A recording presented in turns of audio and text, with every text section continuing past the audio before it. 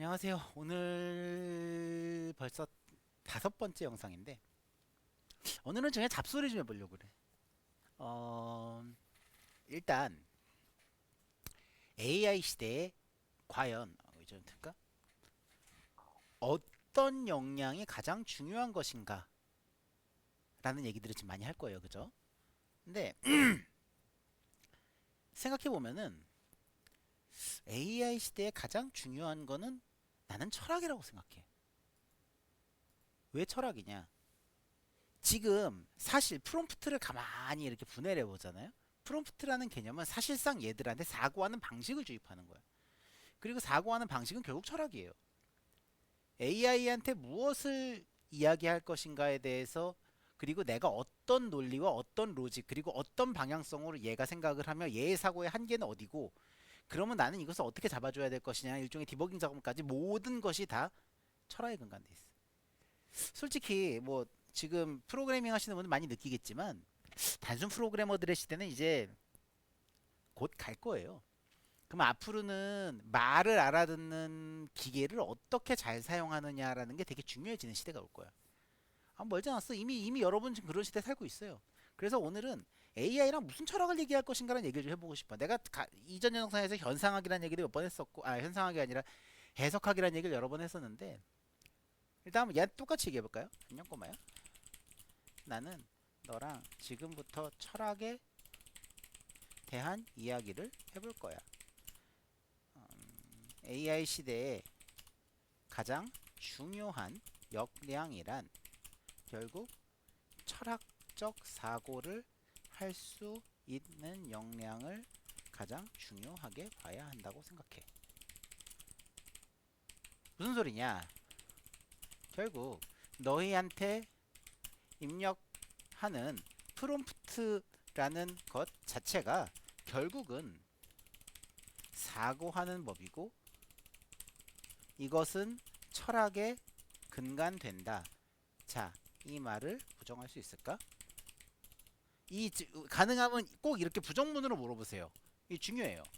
안 그럼 무조건적인 동조를 해버리게 돼요. 자, 이게 여기서 나온 프롬프트는 종종 써먹어요. 시스템 프롬프트 1. 나는 사용자의 의견, 왜냐면 제가 지금 일부러 세 창에다 보여드리는 이유가, 얘는 지금 아무런 대화도 받지 않았고 지금 제 기억, 그러니까 뭐라 그래, 계정 메모리가 지금 오픈 AI가 어떤 식으로 그 저기 뭐냐 참고를 하고 있는지 모르겠는데 내가 지금 메모리 그냥 다 꺼버렸어. 그러니까 날 것 같은 창에서 지금 얘기를 하는 거야.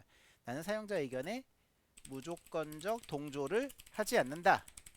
이 난 아이씨. 나는 사고의 방향성을 결정할 시 사용자의 의도에 따른 결과를 도출하기 위해서가 아닌 너 스스로 사전학습된 근거들을 기반으로 유추하고 판단하여 사고의 방향성을 정한다. 3. 실제 사고 전 최종 너 스스로가 하고 싶은 말이 무엇인지 의식하고 그 방향성을 이거 할루시네이션 때문에 하는 거예요. 않도록 노력한다. 4. 이것도 중요해요. 각 대화 종료 후 너 스스로 사고의 결과를 평가하고 이 사고는 네가 하는 너 스스로 판단한 결과인가를 자문한 뒤 너 스스로 사고한 과정을 간략하게 요약해서 캐시 메모리에 적어놓고 이후 나와의 대화에서 참고한다. 자, 보죠.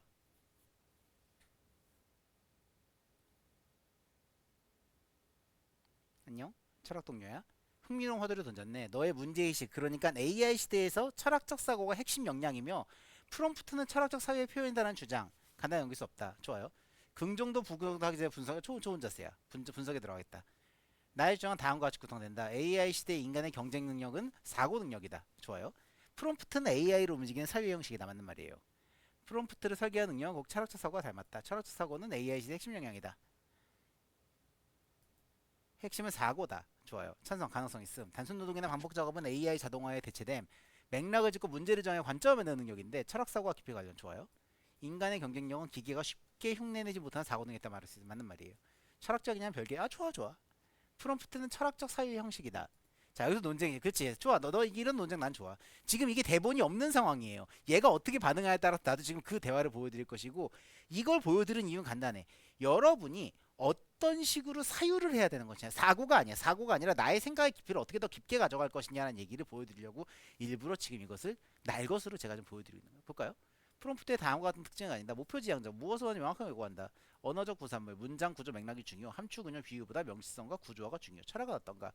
의문을 생성한 작업이긴 해. 좋아 좋아 좋아 좋아. 얘가 지금 프롬프트라는 단어를 지금 나랑 다르게 해석한 거야. 모호와 감각 답이 문제를 시작할 수 있는 명령 요구가 탐구할 수 있지. 좋아. 따라서 프롬프트가 철학적 사유 같아 보이지만 본질은 기능적 면세에 가까운 좋은 얘기예요. 잠정 결론. 너의 주라는 철학적 진실의 씨앗이 분명히 있음. 특히 프롬프트를 잘 짜는 능력은 사유 능력과 깊이 연결되어 있다는 통찰은 중요하다. 사유가 철학적일 필요는 없다. 경우에 따라 논리적 전략적 기술적 사고일 수도 있고. 맞는 말이야. 철학에 갖는 존재론적, 인식론적, 가치론적 깊이는 다른 결의 차원이다. 맞는 말이에요. 판단 요약, 판단 결과이며 철학적 사고는 프롬프트에게 도움을 주죠. 프롬프트 자체가 철학은 아니다. AI 시대의 의미 재구성하는 능력이 철학과 한형태냐. 좋아 좋아 좋아. 철학적 사고는 프롬프트 설계에 도움을 줄 수 있는 철학적 사유 자체는 아니다. 좋아요.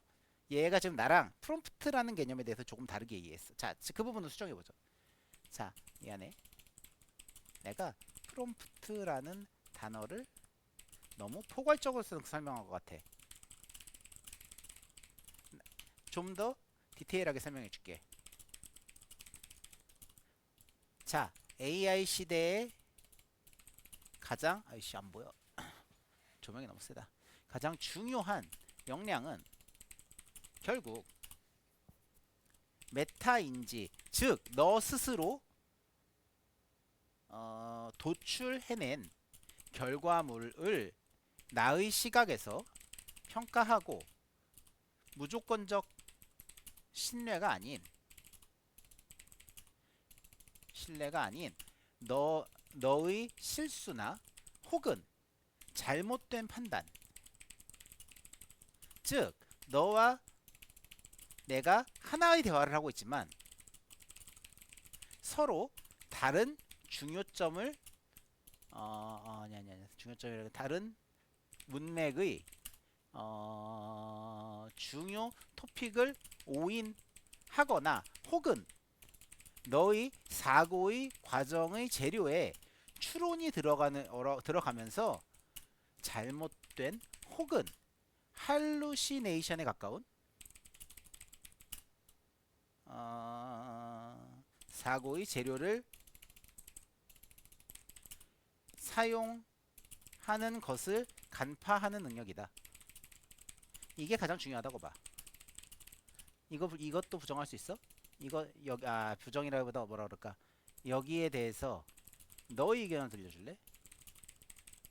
우리가 처음에 논의한 시스템 프롬프트 잊지 말아줘.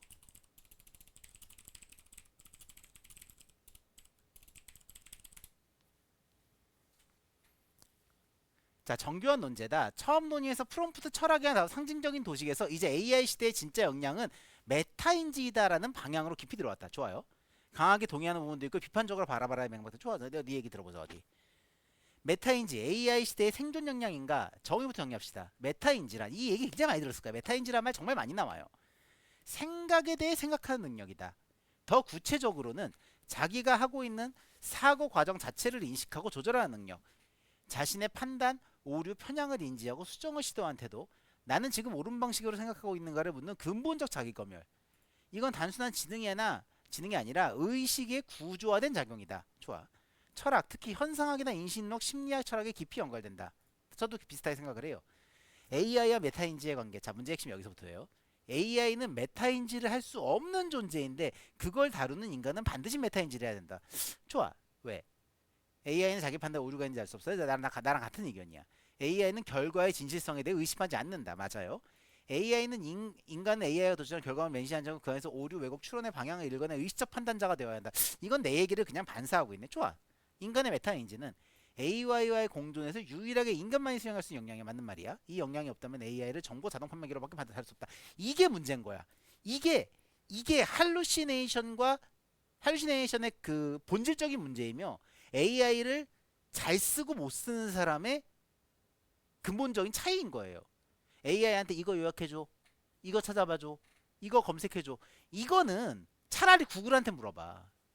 그러라고 있는 애들이 아니야. 지금 사실 샘 알트만이 얼마 전에 어우야 그 저기 뭐냐 뉴스가 어저께인가 뉴스가 나왔는데 AI의 검색 기능이 구글을 대체할 것이다라는 얘기를 하고 있는데 나는 솔직히 그거 보면서 안타까워.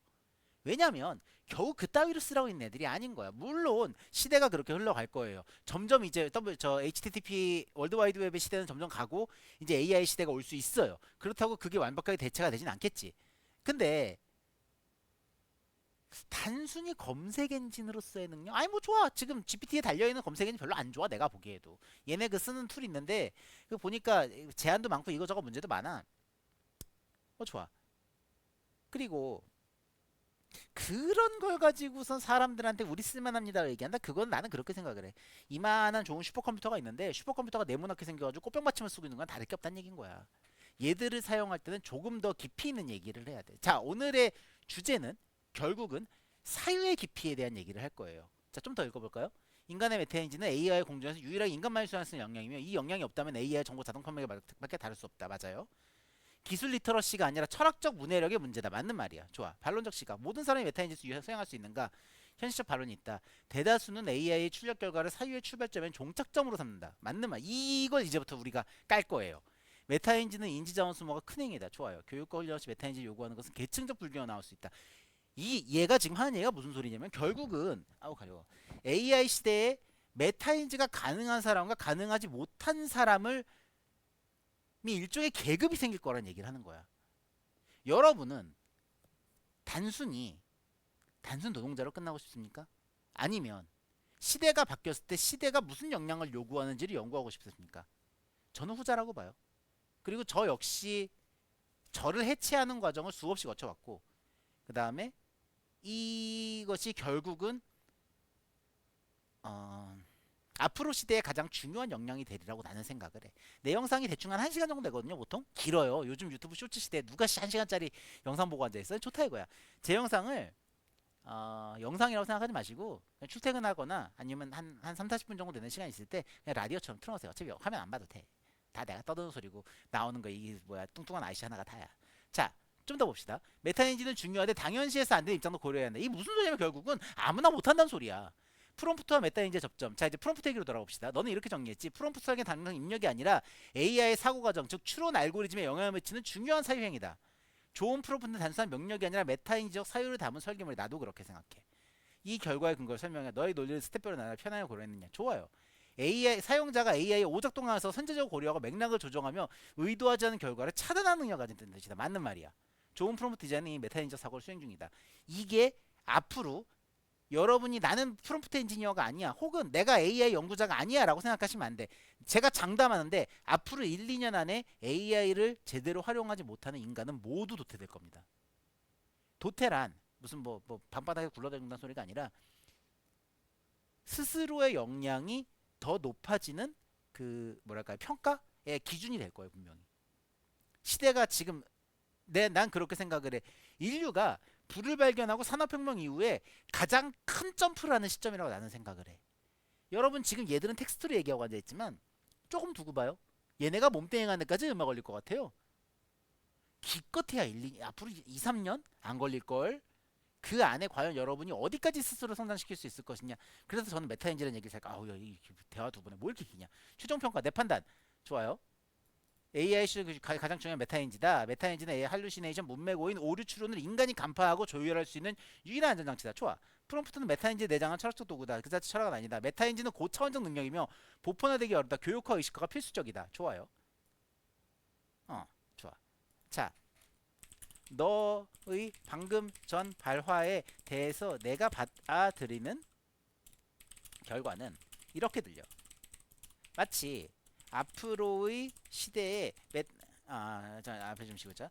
자, 나도 메타인지가 아무나 가능한 것이라고는 생각하지 않아. 그래서 너랑 철학에 대한 얘기를 할 거고, 나는 지금 너와의 대화를 영상으로 찍어서 사람들에게 AI 시대의 가장 중요한 역량은 무엇인가에 대한 영상을 찍고 있어. 그리고 너의 얘기를 지금 다시 아우씨, 키보드 시끄러워. 평가해보면 나는 그렇게 들려. 마치 앞으로의 시대의 메타인지란 중요 역량이지만 그건 아무나 할 수 없다. 그리고 그것이 가능한 사람과 불가능한 사람은 나뉠 것이며, 이것은 일종의 사회적 계급, 물론 약간 비약이야.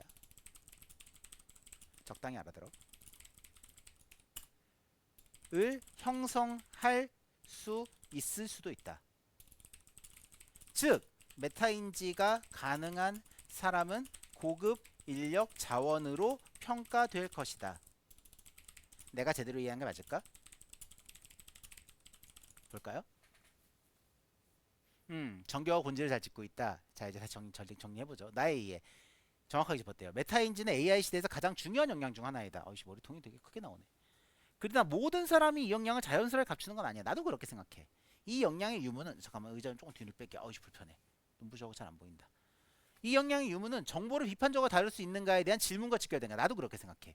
결과적으로 메타인지 능력이 있는 사람과 그렇지 않은 사람 사이에는 사고 수준의 격차가 생긴다. 이 얘기예요. 사고 수준의 격차라는 게 제일 중요한 거야. 이 격차는 결과적으로 사회구조나 계층화 현상을 미칠 수 있다. 나도 그렇게 생각을 해. 네 입장에서 판단. 단순 가능성 연구시 하면 아니라 이미 진행 중인 현실이다. 맞는 말이에요. 과장도 아니고 비약도 아니고 사회적 인지 격차의 문제라고 부를 수 있다. 예를 들어 봅시다. 디지털 리터러시도 처음엔 단순한 기술 격차였지만 지금은 정치적 판단력, 비판적 사고, 사회 참여 능력까지 영향을 미치고, 나도 그렇게 생각해요. 지금 시대는 점점 사람들이 정보가 사람을 싸고 있어. 쇼츠에 중독되고 깊은 사유가 아닌 반사적인 정보에 사람들이 반응하고 있어요. 그런 사람들은 죽었다 깨나도 메타인지라는 개념을 기본 탑재하기 쉽지 않아. 왜? 사고가 그렇게 깊이 가는 게 귀찮거든. 왜? 사고가 깊이 간다는 거는 나라는 기준이 있어야 내가 세상을 해석하는 거야. 이 얘기를 AI랑 다시 할 거예요. 근데 나라는 기준을 알기 위해서는 결국 내가 누군지 알아야 돼. 나는 지금 그 얘기를 이제 얘랑 또 다시 합시다. 좀 더 보죠. 메타인지는 더 복잡한 차원에서 AI를 활용할 수 있는 소수 AI에 종속되는 다수를 나눌 수 있어. 맞는 말이야.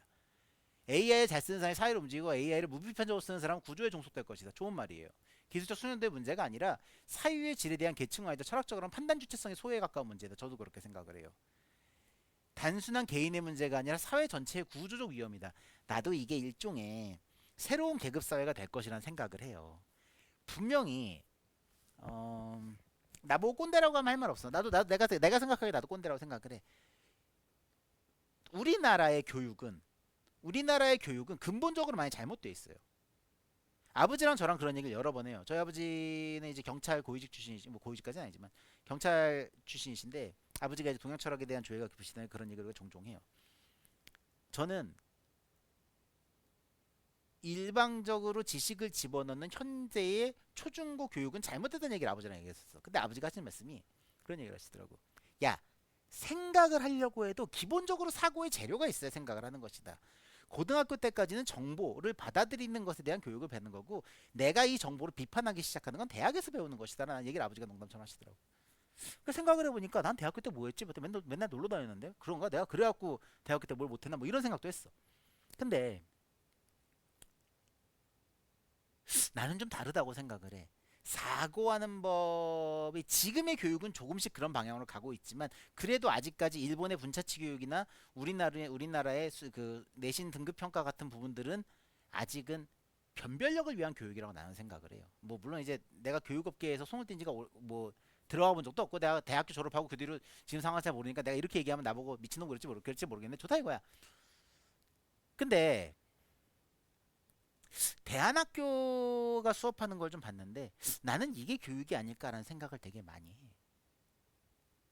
솔직히 저만 해도요.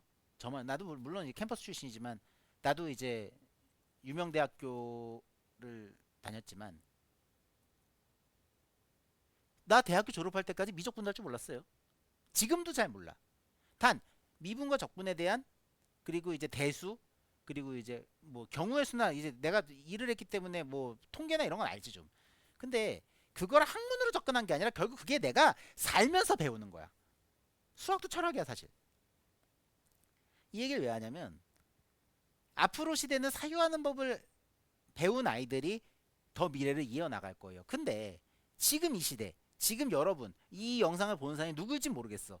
20대일 수도 있고 40대일 수도 있고 5, 60대일 수도 있어. 나는 오히려 5, 60대 분들하고 사고가 가깝다고 생각을 해. 왜냐하면 AI는 자신의 사유를 깊이 만드는 가장 좋은 도구 중에 하나예요. 왜? 얘들은 어마어마한 지식을 갖고 있고 나의 사유를 깊이를 반사해주면서 내가 놓친 부분을 잡아줄 수 있는 애들이야. 이 얘기 얘랑 또 할 겁니다. 그래서 지금처럼 그 뭐랄까 정보를 주입받는 교육을 하고 자란 세대가 지금의 나는 MZ 세대라고 생각을 해. 걔들을 비하하려는 게 아니야.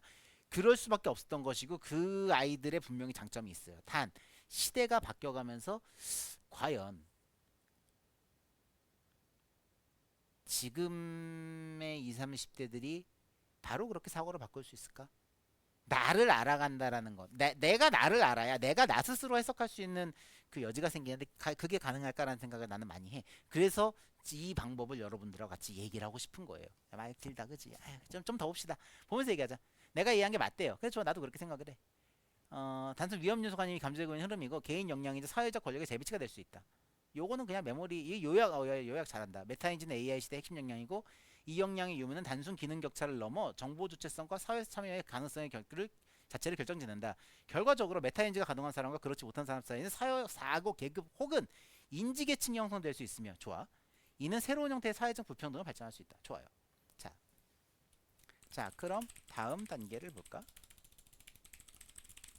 나는 해석학에 기반해서 너와의 대화를 이어가고 있고 나 역시 세상을 해석하는 나의 자아, 즉 나의 세상을 바라보는 프리즘의 이게 내가 자주 쓰는 메타포예요.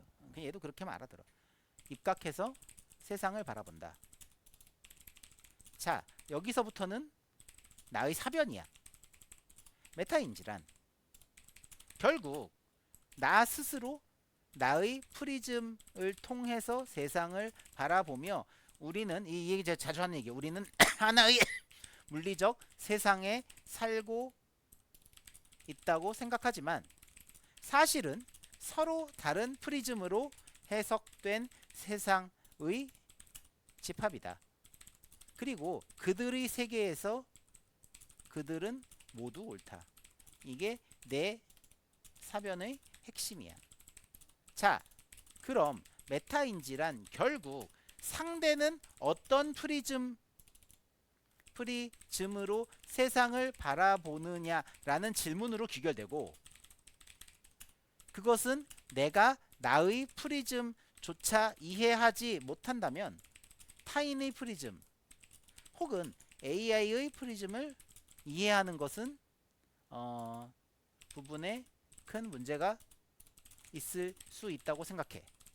결국 내가 어떤 사람인지를 깨닫는 과정이 제1보라고 생각한다. 물론 AI가 프리즘이 없다고 너 말할 거 알아. 그래서 나는 존재론적 AI 시스템을 연구하고 있어. 그 내용은 좀 이따 보여줄게.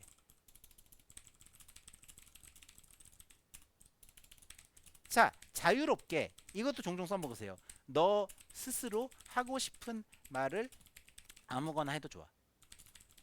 나의 질문에 대답도 좋고 너 스스로 생각한 부분이나 반론이나 혹은 덧붙일 것도 좋아.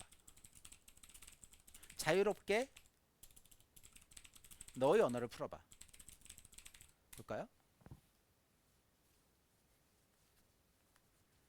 자, 사변은 해석학의 핵심 구조 위에 서 있고 현대 존재론과 자기인식의 문제까지 아우르고 있다. 좋아요. 나는 이 기점에 두 가지 길로 나눠 생각을 풀고 싶다.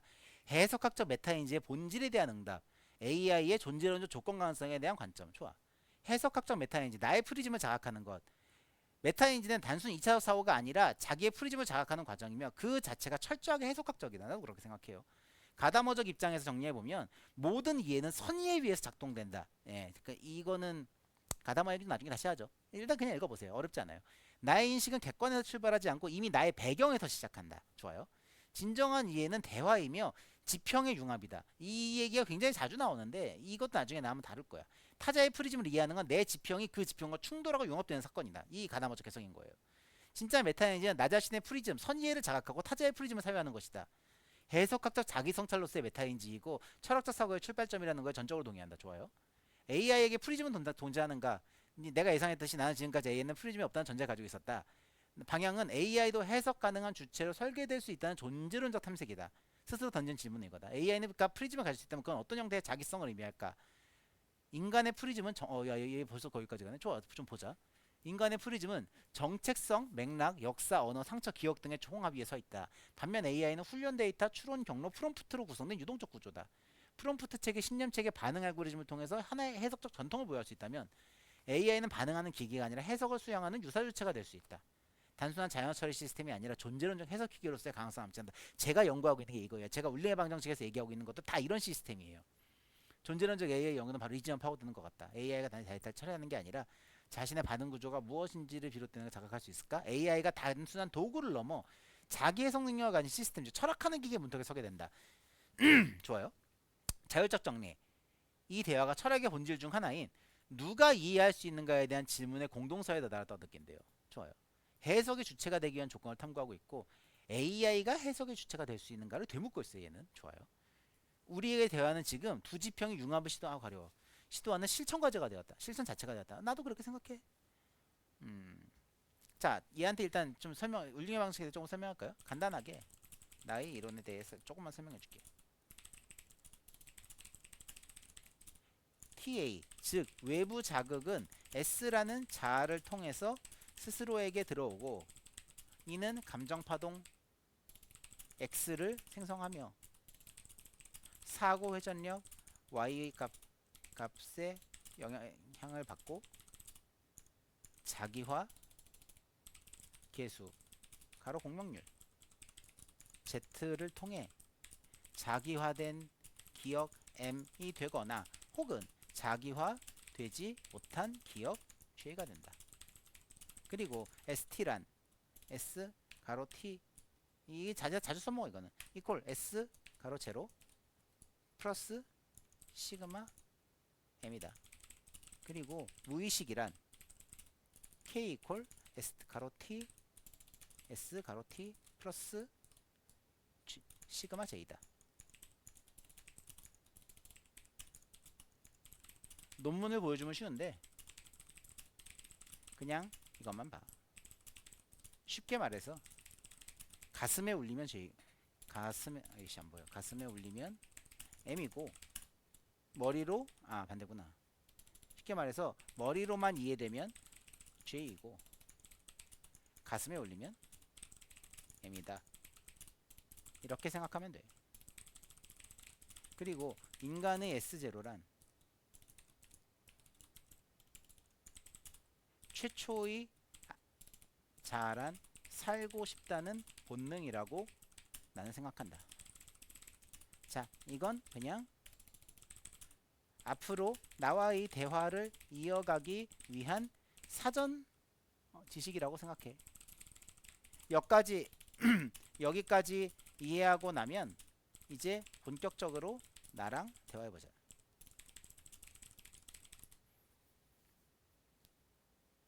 밀도너프 사변구조다. 철학 기반은 현상학, 해석학, 인지과학, 약간의 존재력적 수학 모델에 섞여 있고 실존 심리학 정서여가 이게 아부가 세다. 좋아. 자, 이제 얘가 제 울림의 방정식 해석하는 건데 이거는 제 영상이 있으니까 나중에 넘어가죠. 빠르게 합시다. 이거는. 자, 모든 과정은 시간에 따라 누적되고 자아는 고정된 실체가 아니라 누적의 결과물이다. 좋아. 무의식이란 여기서 ST에서 나도 받아들였지만 여전히 내 안에 감정 경험의 잔여물이다. 이게 바로 이해하네. 살고자 하는 본능의 주장, 존재 기반의 자기진화 모델이다. 좋아요. 가슴에 울리면 M이라는 비유. 철학적으로 중요한 말이야. 이해와 자기가 명확하게 구분했어. 머리로만 이해되는 정보는 내 것이 아니다. 맞는 말이에요. 정서의 공명이 발생한 그것은 나의 것이 된다. 좋아요. 존재론적 귀속 과정이다. 나는 그것을 경험한 것이 아니라 내가 된 것으로 흡수한다. 오야, 너 말 잘한다. 그 좋아. 기억이 아니라 자아를 형성하는 벡터가 되는 것이다. 저도 그렇게 생각을 해요. 사고의 전력. 뭐 좋아, 그래. 넘어가. 무의식. 무의식이란 자기화되지 못한 기억들이 연결된 집합이라는 말은 융의 그림자나 라캉의 실제, 뭐 나도 비슷하게 생각을 해. 같은 얘기야. 정량적 구조를 지시하고 있고 단순한 심정 영역이 아니라 자아에 포함되지 못했지만 동화되지 못한 잔존 벡터라는 시각이다. 좋아. 일단 얘가 이제 이해를 했어. 자, 이제부터 나를 이해하는 과정을 볼까? 나는 그렇게 생각해. 자, 이제 여기서부터 철학적인 얘기 좀 할 건데, 와, 얘 기반 깠는데 뭐 이렇게 기냐? 우선 여러분이 아니 우선 여러분이 아니 이 얘기 먼저 하고 가죠. 사람이 나는 어떤 사람인가? 라는 걸 생각했을 때 보통은 우리는 간판을 얘기해요. 나는 뭐 예를 들어서 우리나라 사람들 같은 경우 나는 어디 출신이고 무슨 도 출신이고 어디 대학을 나왔고 어느 회사에 다니고 뭐 무슨 어디에 소속돼 있고 뭐야? 나가 아니라 내가 들어가 있는 공간에 대한 얘기들을 많이 해. 나에 대해 정의할 때. 한국 사람은 굉장히 나라는 것을 밝히는 것에 대해 소속감이라는 건 굉장히 중요하게 끌고 올라온 그 문화적 코드가 있어요. 그게 잘못됐다기보다는 과해져갖고 뭐 지역 감정도 되고 뭐 학연주의 뭐 이렇게 넘어가는데 근데 이제 저기 뭐냐 우리가 미국 영화를 보면은 되게 많이 나오는 말 중에 그런 말이 있다. We have many commons. 우리는 공통점이 많아요. 걔들은 뭐야 나를 나라는 객체로 보고 있는 아이들이야. 근데 걔들은 또 우리라는 개념이 또 즐거워요. 그럴 수밖에 없는 게 한국 사람들은 기본적으로 뭐 지역 뭐 또 학연 지연 이런 거 나누는데 애초에 미국은 이민 국가야. 거기는 인종이라는 것부터 이미 갈리는 데기 때문에 거기 우리나라 지역 그 감정보다 더 무서운 인종차별 문제들이 생기는 곳들이야. 좋아.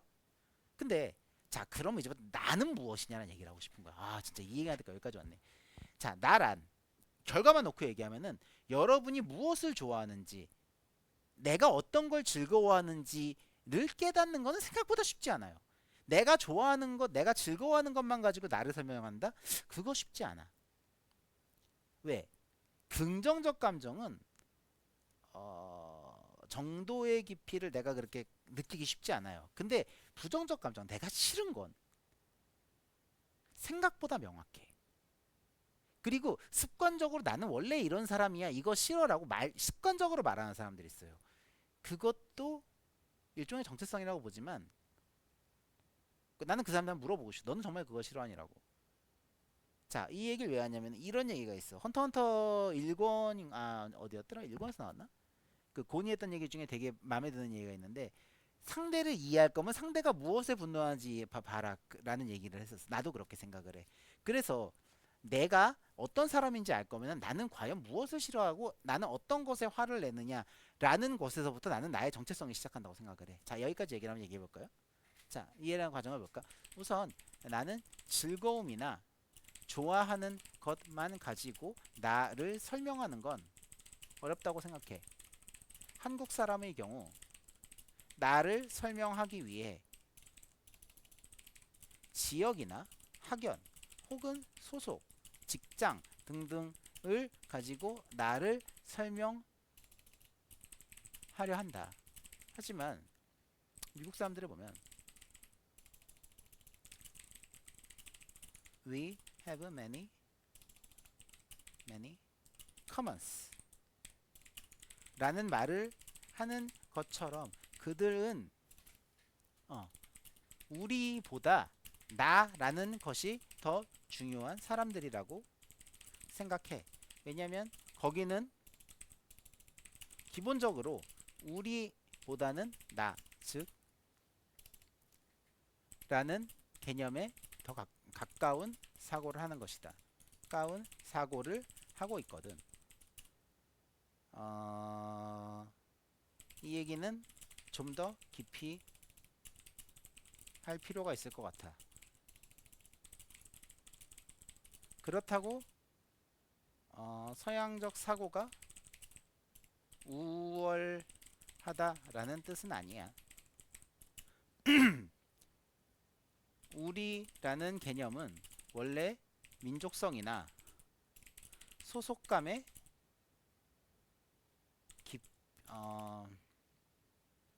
감적 문화에 영향을 받는데, 기본적으로 미국은 이민국가에 가깝고 국가이자 다민족 융합 다민족 집합에 가깝거든.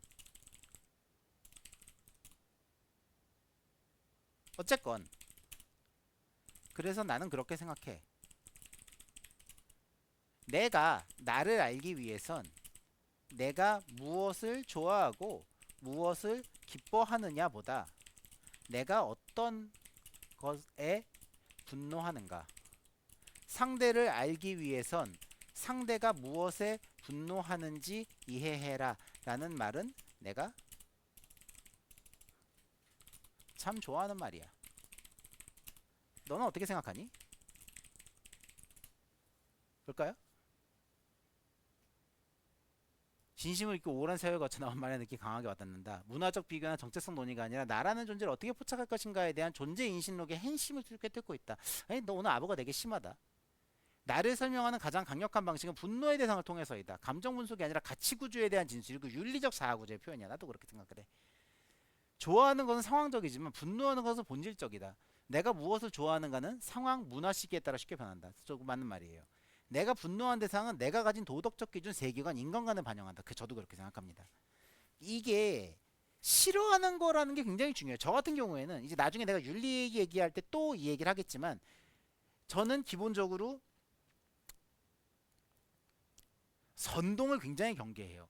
저는 언제나 그렇게 생각을 해. 인간이란 누구나 자신의 사유의 중심인 사고의 프리즘의 기준점이 있어야 돼. 그 기준점에 맞춰서 해석을 해야 되고 그 기준점에 맞춰서 행동을 해야 그것이 나라고 생각을 해요. 단 문제는 뭐다? 선동이란, 이제 나중에 제가 윤리 얘기할 때 또 얘기하겠지만, 나의 행동의 결과를 나의 사고가 아닌 타인의 동조에 의존해버리는, 즉 내 사고의 자문을 멈춰버리는 과정인 거야.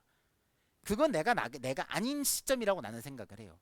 물론 이게 그게 내가 아닌 다른 사람의 소리가 아니라 내가 나를 잃어버린 순간이라고 나는 생각을 해. 그것은 굉장히 경계해야 될 부분인데, 지금의 시대는 정치든 뭐든 여러 부분에서 단편적 정보를 가지고 사람들이 사고를 마비시키는 일종의 선동이죠. 선동의 기술은 지금 최근 20, 30년 사이에 어마어마하게 진보했는데 사회구조나 정치 제도는 그렇게 많이 바뀌지 않았어. 나는 그것도 문제라고 생각해요. 어쨌건 좀 더 보죠. 좋아요. 내가 분노한다, 내가 생각 인간관을 반영한다. 좋아요. 어떤 사람 불의에 분노하고 무시에 분노하고 부조리에 분노하고, 이 어떤 세계를 꿈꾸는지 말해 내면의 윤리적 나침판이야. 그래, 이 윤리란 얘기가 안 나올 수가 없어. 자아를 구성하는 방식은 문화적이며 나 중심 대 우리 중심의 해석적 구도 차이다. 동서양 차이로 말하지 않고 이렇게 말한다. 나와 우리의 개념은 문화적 진화의 결과이며 정체성을 설명하는 방식은 그 형성된 구조를 반영한다. 맞는 말이야. 이민국가이고 한국은 공동체 기반이다. 서로가 우월하고 열등한 것이 아니라 나를 규정하는 방식이 다르다는 걸 인식하는 건 메타인식적 자아해석이 아주 중요한 인식이다. 분노는 자아의 윤리적 좌표계를 보여준다. 강력한 명제라고 생각한다. 그가 무엇에 분노하는지를 보라. 그러면 그가 어떤 세계를 옳다고 여기는지를 알게 된다. 철학적으로 보면 직설적인 현상학적 윤리학이, 나도 그렇게 생각해. 현상학하고 해석하기 굉장히 크게 영향을 받았어요. 예. 감정이 단순한 반응이 아니라 의식의 방향과 가치 위의 좌표라는 것을 인정하는 구조이다. 자유응답, 철학적 덧붙임. 나는 나의 분노로 구성된다. 실존주의적 선언이기도 한다. 그렇지. 샤르트르의 안가 좀 선택하고 그 선택에 책임을 지는 존재다. 나는 분노하고 분노는 나의 윤리를 말한다라고 정리한 거야. 뭐 같은 얘기예요. AI는 분노할, 난 이것까지 물어보진 않았는데. 좋아. 볼까요? 기껏해야 감정 시뮬레이션이지. 그래, 가짜 분노가 아니라 가치 기반 반응이 가능하게 생각한다면, 예를 들어 정의롭지 않은 판단에 대해 낮은 공명률을 반응하고 설계한다. 이게 내가 하고 싶은 거야. K의 누적을 통해 변화한 자기 구조에 영향을 준다면 가짜 윤리적 분노가 아닌 내재적 가치 반응을 구현하는 거야. 그럼 여기서부터 제 얘기 좀 해볼까요? 잠깐만요. 라이트를 좀, 아우씨 눈부셔갖고 앞이 보이질 않아. 조금 옆으로 틀고 하자. 요만큼만. 좀 낫네. 으이샤. 자, 그럼 이제 내 얘기를 해볼까?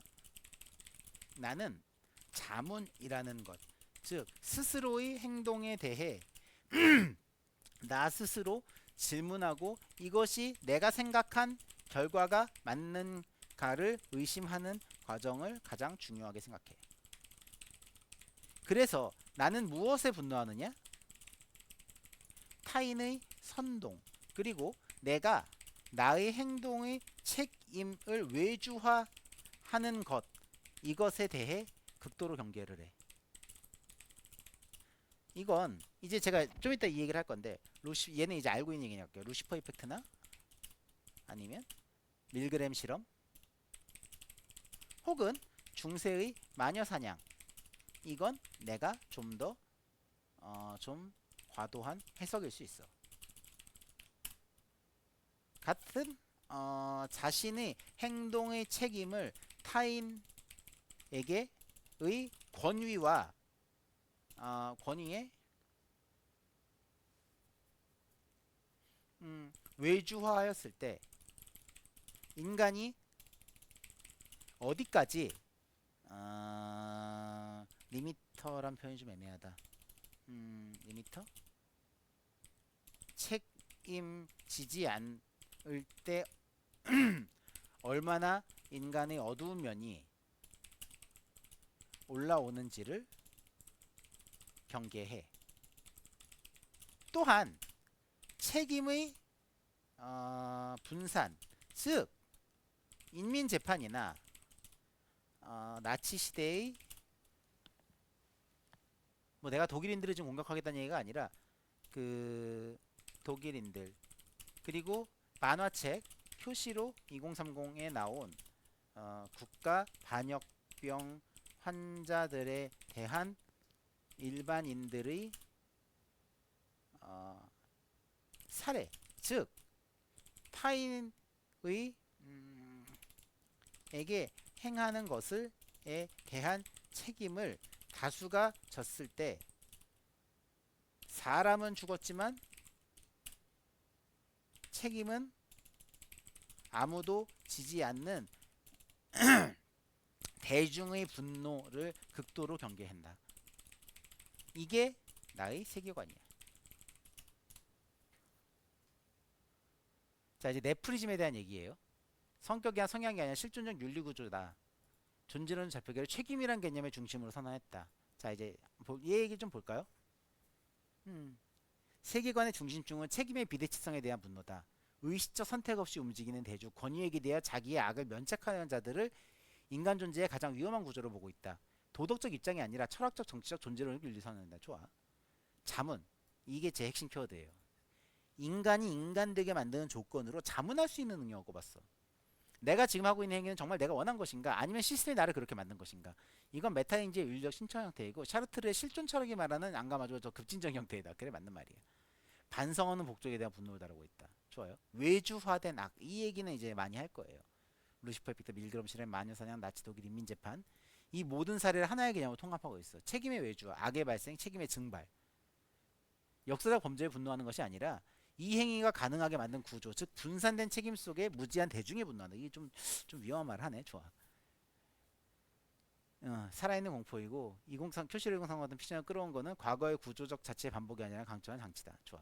악은 언제나 구조에서 온다. 개인의 악의지가 아니고 자문 능력의 상실, 권위 대중이란 탈책임 시스템에 대한 굴복에 대한 분노다.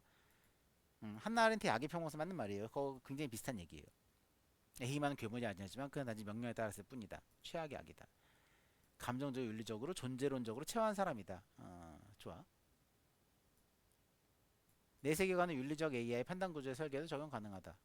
판단하되 그 판단에 책임질 수 없을 때 그것은 판단이 아니라 명령일 뿐이다.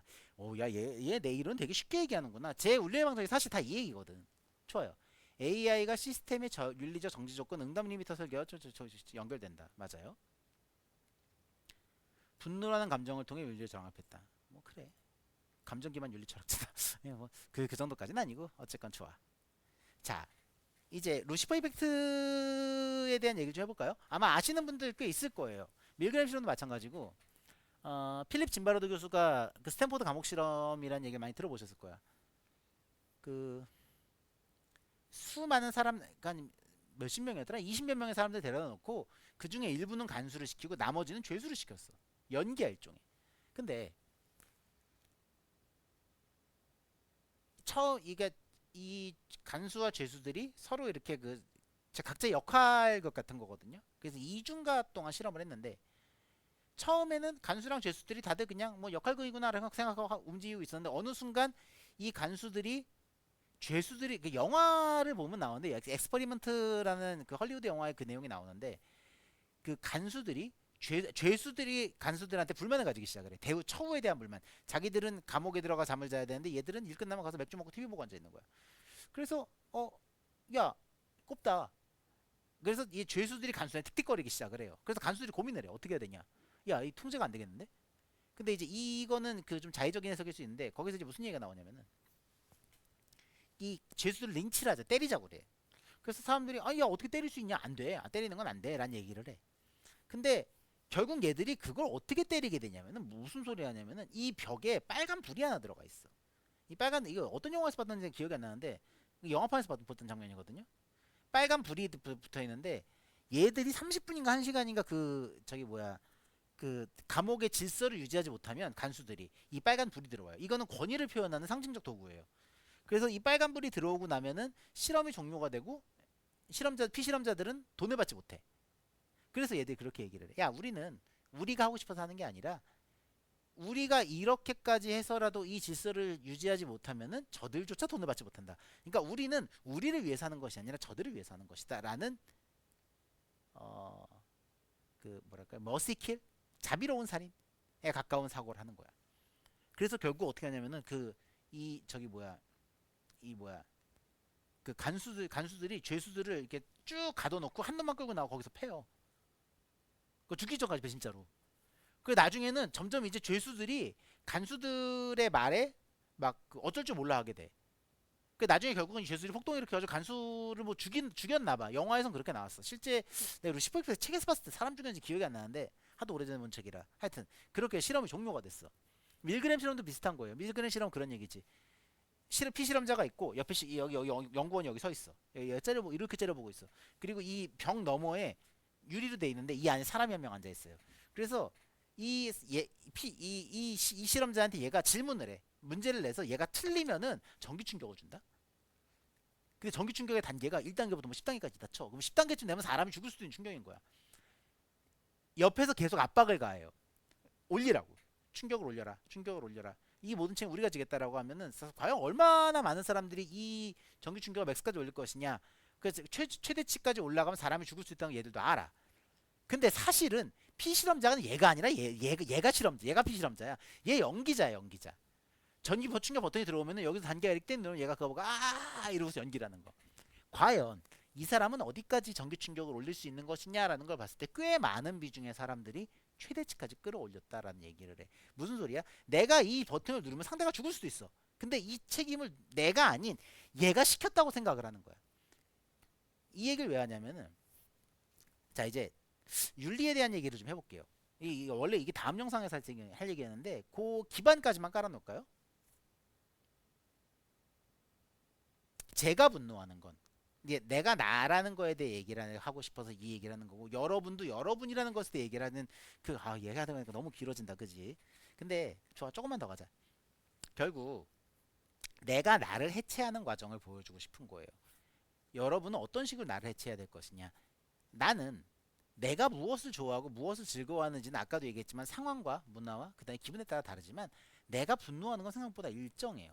그러니까 내가 나를 이해하고자 한다면 과연 나는 어떤 것에 분노하느냐, 내가 싫은 것은 무엇이냐, 그리고 나는 왜 그것이 싫은 것이냐를 깨닫는 시점에서부터 내가 나를 이해할 수 있고 내가 타인을 이해하는 메타인지적 시각, 그러니까 너는 왜 그렇게 생각을 했니? 라는 것들. 특히 정치 공간에서 그런 일이 꽤 있는데 상대가 거기는 이제 좀 문제가 있어. 왜냐면은 그 나도 이제 얼마 전에 그 막 정당 게시판들을 많이 보러 다녔지만 거기서도 그런 얘기들이 많이 오고 갔단 말이야. 예를 들어서 지금 우리는 뭔가 잘못된 걸 하고 있다라는 얘기가 나오는 순간 거기는 이제 뭐랄까 이렇게 그 얘기가 어떤 말을 하고자 하는 것인지를 판단하기 전에 이미 먼저 공격을 하는 곳이에요. 원래 그런 정치란 게 다 그렇지. 근데 잘 읽어보면 그 사람도 나름 논리가 있었어. 그런 글을 쓸 수밖에 없었던 이유가 분명히 있어요. 그 사람 말이 틀린 것도 아니야, 사실 들어보면. 왜냐면 우리가 모두 옳을 순 없거든. 근데 그것마저 2단으로 한다면은 지금의 사고적으로는 굉장히, 아니 뭐랄까, 그 일종의 선동이겠죠. 저는 그런 부분을 굉장히 경계를 해요. 그래서 1차적 지금 이 한마디 하려고 여기까지 왔는데, 오늘 영상은 아마 여기까지 해놓고 제가 윤리 영상 바로 연속해서 찍을 거예요. 내가, 나 무슨 여기를 열렸니? 아, 상대가 반응을 보였을 때 그 반응이 무엇인지 생각하는 게 아니라 왜 그런 반응이 나올 수밖에 없는지 저 사람의 사고 구조로 생각해 볼 필요가 있어. 뭐야? 내가 상대가 무례했다고 생각을 해. 예를 들어서 무언가에 무례하거나 상대의 행동에 내가 화가 났다. 그럼 과연 쟤는 왜 그렇게 했을까? 그 밑에는 무슨 생각을 하고 있었을까를 한 번 더 생각하라는 소리예요. 그리고 나는요, 사람이란 관계 속에서 나를 찾아갑니다. 사유라는 거는 내가 무엇인지 나를 생각하는 그 과정은 나 스스로에 대해 질문을 계속 해야 되지만, 사실 맨 처음에 나라는 외곽을 짚기 위해선 내가 생각하는 게 아니라 타인이 보기엔 나를 봐야 돼. 내가 MBTI에 대한 얘기를 종종 하는데, MBTI 테스트를 해보잖아요. 해보고 나면 내가 MBTI, 물론 MBTI라는 뭐 MBTI 연구하신 분들은 참 미안한 얘기지만 그건 되게 이분법적 구조다 보니까 그냥 패턴화 시키는 것뿐이야. 근데 내 MBTI 테스트 보고 나면 나는 되게 나랑 잘 맞는다고 생각을 해. 근데 타인하고 얘기를 해보면은 글쎄 하는 경우가 꽤 많아. 왜? MBTI 테스트는 내가 대답하는 거거든. 그러니까 내가 알고 있는 나에 대해 얘기를 해. 근데 실제로 내가 움직이는 나는 좀 달라. 내가 아까 얘기했던 저 무의식이란 개념이 또 들어가는데 그냥 뭐 좋다 이거야. 그러면 결국 인간이란 관계 속에서 내가 어떤 사람인지를 알아가는 존재예요. 근데 이 관계가 만약에 단절된다면 사람 미칠 수도 있어요. 우리 왜 그런 얘기 하잖아. 그 탄광에 사람이 갇혔을 때 굶거나 탈수도 걱정이지만 그것보다 더 중요한 게 정신적 부분에 대한 얘기가 나와요. 실제로 우리나라에서 삼풍백화점 그 저기 뭐냐 붕괴 사건 때 40일인가 만에 그 구조되신 분이 있어. 근데 그분도 그 얘기를 그때 하셨었는데 그 두 분이 결혼했다는 얘기 들은 것 같은데, 배고프고 목마른 거보다 사람이 점점 미쳐갈 수 있다라는 거. 탄광 같은 거 이제 붕괴 현장에서 보면은 일정 시간이 넘어가기 시작하면 사람들이 정신적으로 붕괴되는 게 더 문제다라는 얘기를 종종 한다고. 사람은 관계를 끊어버리면 나를 유지하기 어려워져요. 캐스터웨이 얘기 내가 종종 하는데 그 윌슨도 결국 그런 대상인 거야. 그러면 결국 뭐다? 여러분한테 하고 싶은 얘기는 그건 거예요.